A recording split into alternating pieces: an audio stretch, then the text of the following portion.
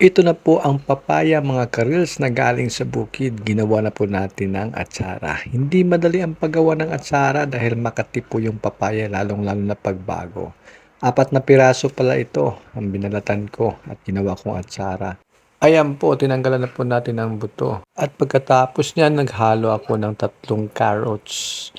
At kudkurin na rin natin ang papaya dahil marami ito. Kailangan natin bilisan. At pagkatapos niyan, yung carrots naman. Lagyan po natin ng asin yung kinudkod natin para matanggal yung pait. While naghihintay po tayo, i-prepare na po natin yung bell pepper, luya at bawang.